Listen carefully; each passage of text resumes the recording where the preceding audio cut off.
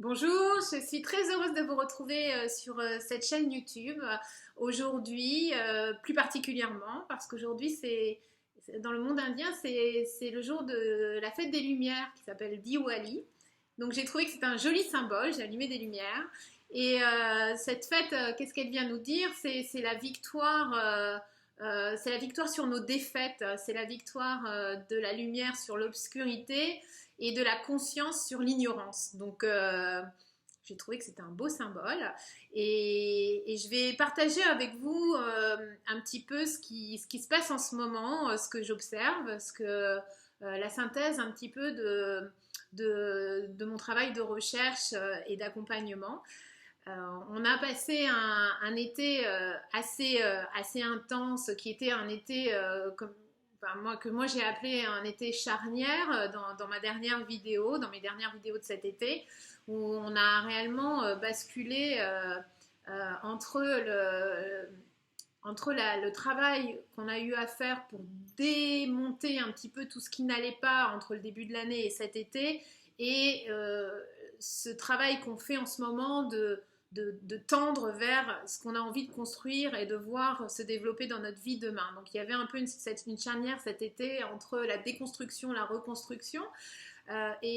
Aujourd'hui, après un mois de septembre qui nous a donné de nouveaux éclairages sur notre processus de transformation, il y a eu pas mal de choses assez nouvelles qui sont venues éclairer nos réflexions. On a eu un mois d'octobre qui était plus un mois d'intégration, un mois un peu où on a eu l'impression qu'à nouveau les choses se ralentissaient, nécessitaient de la patience, là où on a eu l'impression d'avoir des signaux de départ. Finalement, il fallait quand même un petit peu revoir les choses. Et actuellement, on est passé au mois de novembre, lui est un mois d'action, qui est un mois très important, puisque c'est le mois où va s'achever un petit peu nos gros chantiers de l'année 2018 et où vont s'initier les chantiers de l'année 2019. Donc c'est un mois important. En réalité, le mois de décembre qui suivra, c'est pas un mois qui est très favorable, c'est pas un mois qui nous permet un vrai travail d'introspection ou de retour sur soi, parce que c'est un mois qui passe très très vite, qui est préempté plutôt par la notion des fêtes de fin d'année, des fêtes de famille, de la préparation de tout ça. Donc l'année en général avec le mois de décembre se termine de manière très, très rapide, non maîtrisée, et c'est pas dans ces moments-là qu'on est le plus à même de faire notre bilan de l'année finalement. Donc c'est plutôt novembre. Et donc ce mois de novembre, il vient dans l'enchaînement du mois d'octobre qui lui nous a proposé de revisiter pas mal de choses, et notamment de manière très très puissante la notion de relation. Donc vous l'avez peut-être remarqué, mais depuis le début du mois de novembre, depuis la première semaine de novembre, on a été poussé à réévaluer, à réobserver notre relation, les relations qui sont dans nos vies et tout ce qui nous relie aux gens et aux choses importantes de notre vie. Ça peut être notre relation au travail, à l'argent, notre relation à notre développement intérieur, notre relation, et puis toutes les relations humaines, c'est-à-dire nos relations amicales, amoureuses, professionnelles. Tout ce qui touche à la relation, là, depuis quelques semaines, c'est réellement le sujet du moment qui vient un petit peu interroger les uns et les autres sur quelle est la nature de mes relations, est-ce qu'elles sont satisfaisantes, est-ce qu'il y a des choses qui doivent être changées, est-ce qu'il y a des constats de choses dans ma vie que je ne souhaite plus alimenter et que je souhaite modifier. Donc on a vraiment été poussé à s'introspecter parfois de façon assez confrontante, d'autres fois selon les gens et les secteurs concernés de façon plus légère, mais en tout cas rares sont les gens qui n'ont pas eu cette occasion ces dernières semaines de revisiter la notion de relation. Et la notion de relation dans le sens de qu'est-ce qui me fait du bien dans mes relations aux gens et aux choses importantes de ma vie, qu'est-ce qui me fait du bien et qu'est-ce que j'ai envie de nourrir. Et là, on a essayé de voir un petit peu, de se désengager un peu de l'influence des autres, de la convention. Qu'est-ce qui me fait du bien indépendamment de ça? Donc, de manière beaucoup plus intrinsèque. Euh, Ça aboutit à tout le travail qu'on a fait depuis le début de l'année, hein, depuis cette année 2018. Il a abouti à quelque chose dans nos réflexions, dans nos conclusions, dans ce sur quoi on a travaillé pour tendre vers plus de bien-être, plus d'équilibre. On s'est dit, ok, alors il y a ça qui me rend heureux, il y a ça qui m'apporte du confort, de la sécurité, et voilà, c'est ce que je veux. Je veux ça, je veux être heureux, avoir du confort, être sécure. Et j'ai œuvré pendant toute cette année, ou en tout cas pour ceux qui ne sont pas encore sur le chemin d'avoir œuvré concrètement, je me suis interrogée, ça m'a confrontée, je me suis questionnée sur toutes ces notions de bonheur, sécurité, confort. Et aujourd'hui, on arrive à un point qui est assez étonnant, et notamment là cette semaine, où on constate une chose, c'est que, ok, d'un côté, il y a ce qui nous rend heureux, confortable, sécure. Et puis de l'autre côté, il y a quelque chose qui va un petit peu plus loin encore que cette notion-là, qui est la notion du désir. Qu'est-ce que je désire? Quand je dis qu'est-ce qui me fait du bien, qu'est-ce que je veux, de quoi j'ai besoin pour être heureux, on peut se questionner de savoir qui parle en nous. Est-ce que c'est notre tête? Est-ce que c'est notre cœur? Est-ce que je vais raisonner avec ma tête, ma personnalité pour me dire oui, ça c'est bien pour moi, ça va me sécuriser, ça va me faire du bien, avec ça ça va aller, je vais être heureux, etc. Donc là, est-ce qu'on n'est pas dans une espèce de raisonnement, hein, de raisonnement assez rationnel finalement? Et là, on arrive à un seuil où peut-être éventuellement on a commencé à se rapprocher de tout ça, hein, depuis cet été, à mettre en place des choses qui vont dans ce sens, qui vont dans le sens de cette sécurité, de ce confort, de ces éléments de bonheur dont on a besoin dans nos vies. Okay, maintenant on arrive... on est de plus, la vie ne nous lâche pas, veut pour nous qu'on aille encore plus loin dans ces réflexions-là, et qu'on aille au cœur du cœur de ce qu'on est réellement. Et elle nous questionne là, cette semaine, de manière parfois assez confrontante encore une fois, sur quel est le vrai désir en nous. Quand on parle de désir, on est beaucoup plus dans des affirmations du type « je sens que ça c'est bien pour moi ». Plutôt que je sais que ça c'est bien pour moi. On est dans le ressenti, on va toucher... au lieu de partir de la personnalité, on va réellement aller voir ce qui se passe au niveau de notre âme.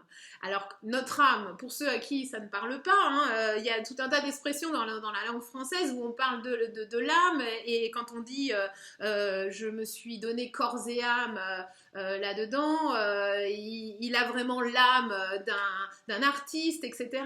Cette notion d'âme, elle nous rapproche en réalité, on connaît tous ces expressions, on les utilise, donc ça peut vous donner une idée de ce que je veux dire quand je parle de l'âme, c'est réellement notre essence intérieure. Hein. Corps et âme, ça veut dire j'y suis allée avec tout ce que j'avais de plus profond en moi.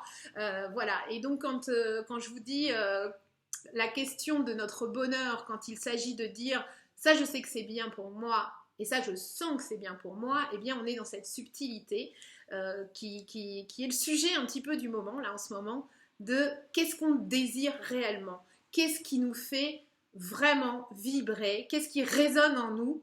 Alors, essentiellement aujourd'hui dans le domaine de nos relations, encore une fois, au travail, à la vie privée, à la vie amicale, à l'argent, etc. Dans tous les domaines, la relation qu'on a avec les choses et ce qu'on a envie de réellement nourrir dans notre vie. Et on est amené effectivement à voir un petit peu autour de nous si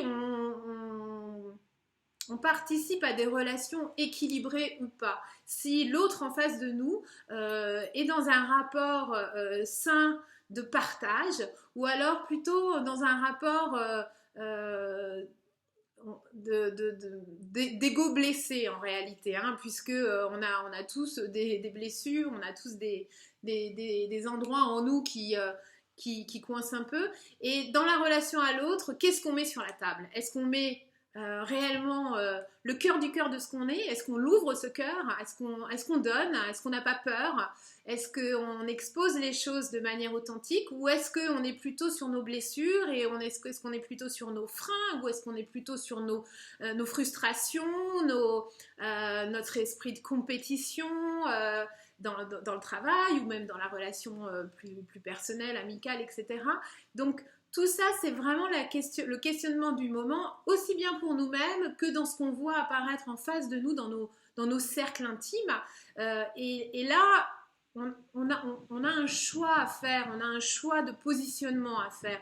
Et ce choix, il est très important parce qu'il va définir, quand je disais qu'en mois de novembre, on va rentrer dans de nouveaux grands chantiers pour nous-mêmes, eh bien, ce choix qui nous est demandé en ce moment-là, il est très important parce qu'il va donner la couleur de ce qu'on va vivre l'année prochaine. Est-ce qu'on va continuer à nourrir des relations déséquilibrées, non authentiques, qui ne sont pas des relations où il y a un réel partage, mais plutôt est-ce qu'on va continuer à nourrir des relations qui finalement fonctionnent sur la convention, sur le non-dit ou la pudeur, la retenue ou l'opposition. Donc ça, c'est la question du moment. Je vous invite à y réfléchir et à y réfléchir à travers le spectre du désir. Le désir, parce que je pense qu'on rentre dans une ère où de plus en plus, on va chercher à avoir dans nos relations des notions comme l'empathie, l'intimité, la profondeur, la vulnérabilité, l'authenticité. Voilà, donc réellement, on va de plus en plus avoir besoin de partager ces notions-là dans nos relations. Qu'elles soient vulnérables, qu'on s'autorise à être vulnérable, qu'on s'autorise à être empathique, à ressentir le besoin de l'autre, à y répondre de manière équilibrée, pas déséquilibrée. C'est-à-dire, je ne vais pas combler les besoins de l'autre à mauvais escient, mais simplement, je vais sentir ce qui se passe et je vais essayer de me positionner de manière équilibrée par rapport à ce qui se passe. Intime, ouvrir mon intimité, n'avoir pas peur, ne pas être avec mes masques en permanence à jouer un rôle. La profondeur aussi, puisque les relations de surface ne nous nourrissent pas et on s'en rend de plus en plus compte. Et ça nous frustre de plus en plus. On se sent de plus en plus pas bien quand on reste en permanence dans des relations de surface, que ce soit avec des gens qu'on rencontre, des gens récents dans notre vie ou des gens qui sont là depuis très longtemps. La surface, quelque part, il y a un truc en nous qui n'en veut plus. Donc, toutes ces questions-là, elles sont fondamentales là en ce moment. Il y a vraiment une invitation dans ce qui se passe collectivement et pour chacun de nous à se questionner là-dessus. Donc, je vous invite, aujourd'hui, on est un jour de nouvelle lune. La nouvelle lune, c'est toujours l'occasion de planter des graines que la lune va faire grandir dans nos vies jusqu'à la prochaine pleine lune. Donc je vous invite aujourd'hui à prendre un petit bout de papier et puis à écrire vos principaux et plus grands désirs. Donc décorrélés de tout ce qui peut être raisonnable et responsable, plutôt en lien avec toute la profondeur de votre être intérieur. Donc, de faire ça en votre âme et conscience et d'écrire en votre âme et conscience les désirs que vous avez envie de nourrir entre maintenant, l'année prochaine et les années qui vont suivre. On est dans une vraie ère de transformation, on est poussé, on est parfois poussé de manière assez déstabilisante, hein, mais on est poussé à se questionner et maintenant il n'y a plus trop le choix pour quand les questions se soulèvent. Si vous faites partie des gens chez qui ce genre de questions se soulèvent, on ne peut plus les laisser en suspens. On est obligé d'agir pour aller trouver des réponses et aller opérer les changements. C'est un peu l'objet de de ce dont je parle dans cette notion de révolution, c'est-à-dire arrêter de rêver et agir, évoluer, tendre vers quelque chose de concret dans nos vies qui correspond à nos rêves. Voilà. Donc, je vous invite également à aller faire un petit tour sur mon site internet virginietestemal.com où je présente depuis le mois de septembre un petit peu mon approche, le programme en 8 étapes que j'ai ramené des États-Unis, que j'ai traduit, que j'ai adapté et avec lequel je travaille aujourd'hui en accompagnement, que ce soit en individuel mais bientôt aussi en groupe, en entreprise, pour les gens, les adolescents aussi, pour toutes les personnes qui à un moment donné ont envie d'enclencher un travail de compréhension très concret qui va permettre de remettre un peu de clarté dans toutes ces réflexions, parce qu'aujourd'hui c'est compliqué de trouver de se sentir au clair avec toutes ces notions. Et moi je travaille réellement sur la remise en place de fondamentaux dans ce domaine, voir également de manière très précise quels sont les mécanismes en nous qui nous empêchent d'être clairs. On s'est construit avec tout un tas de protections, d'armures, de réflexes, de croyances.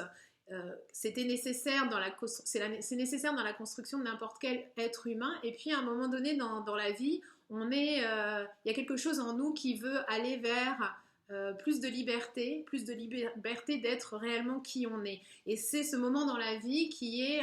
c'est là que la révolution commence à gronder en nous, puisqu'il y a de l'insatisfaction, il y a de la frustration. Et à ce moment-là, il est question, c'est le moment d'aller voir un peu comment ça fonctionne tout ça. Et moi, je vous propose un programme qui permet d'aller voir comment ça fonctionne, qui n'est pas de la thérapie, qui est plutôt un enseignement qui touche aux notions de base de l'intelligence émotionnelle, qui est une intelligence qu'on utilise trop peu dans notre société. On a une intelligence rationnelle qui fonctionne très très bien, trop bien, et qui n'est pas contrebalancée par cette intelligence émotionnelle qui, elle, nous invite à ressentir les choses et à utiliser nos ressentis, que ce soit nos émotions ou que ce soit nos intuitions, pour alimenter nos choix de vie, avec et en collaboration avec cette intelligence rationnelle qu'on ne jette pas à la poubelle, hein, loin de là, au contraire, mais qu'on utilise conjointement à cette intelligence émotionnelle qui, elle, a réellement des choses très importantes à nous dire et qui est un outil indispensable à l'atteinte de l'harmonie dans une vie. Hein. Clairement, un cerveau qui ne fonctionnerait que sur son rationnel pendant toute une vie passerait à côté de quelque chose de fondamental qui est la réalité de notre essence profonde. Donc, trop de rationnel, on ne se trouve pas. Trop d'intelligence émotionnelle, on peut se perdre, hein, parce que si on manque de rationnel, on peut se perdre. Donc l'intérêt, c'est l'équilibre des deux. Voilà. Donc moi, je travaille avec des outils qui sont à la fois doux et puissants, puisque c'est ce que m'a dit une de mes clientes récemment, et je trouve que c'est exactement ce sur quoi j'ai envie de m'appuyer, la douceur, parce qu'on est dans un monde où on a besoin de douceur, là c'est une évidence, hein. On a vraiment besoin de douceur et à la fois on a besoin de réveiller la puissance en nous, et cette puissance-là, on en a réellement besoin pour avancer de manière juste. Donc douceur et puissance, voilà, ça me correspond bien. Et bien voilà, je vous invite à aller découvrir ça, mon site internet virginietestemal.com, aussi la page Instagram Révolution, donc vous la trouverez en cherchant sous Virginie Testemal dans Instagram. Donc cette page, je publie des petites notes d'inspiration quasi quotidiennes dessus, et ça va vous permettre de voir un petit peu l'état d'esprit que je propose dans mon travail d'accompagnatrice.